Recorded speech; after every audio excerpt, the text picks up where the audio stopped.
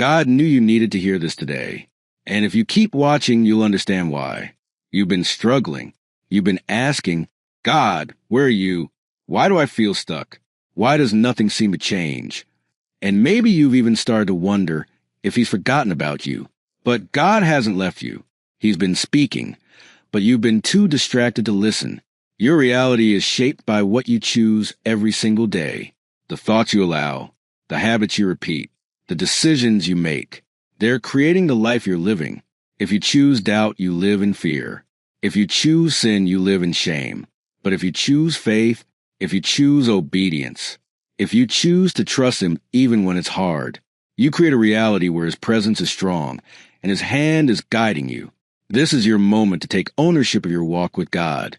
Don't ignore this message. God says, do not worry about your life. Seek first his kingdom, and all these things will be given to you. But here's the problem. You don't believe him.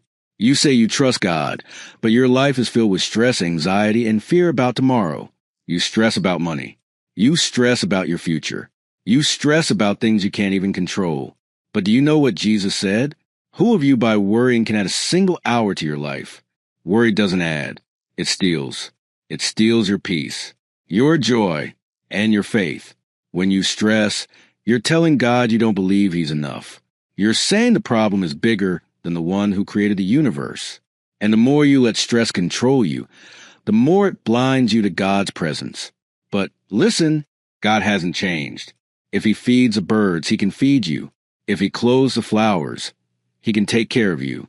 The only question is, will you seek him first, or will you keep letting stress destroy what he already promised to provide? Here are 5 reasons most believers fail to stay consistent with God. Number 1, depending on feelings. Consistency doesn't come from emotions. Your feelings change every day. God never told you to follow your feelings. He told you to follow him. Number 2, no real discipline. The world says, do it when you feel like it. But Jesus said, deny yourself. Take up your cross daily and follow me. Daily means discipline, not convenience. Number 3, no hunger for the word. You can't stay consistent with God if you're feeding on everything else. The Bible says, man does not live by bread alone, but by every word that comes from the mouth of God. Number 4, compromise. You can't walk with God and play with sin at the same time. Jesus said, you cannot serve 2 masters. If you don't cut off compromise, you'll never last. Number 5, no prayer life. Without prayer, you will drift. The Bible says, pray without ceasing. Consistency is impossible if your communication with God is dead. Stop letting the world tell you it's too hard to stay consistent.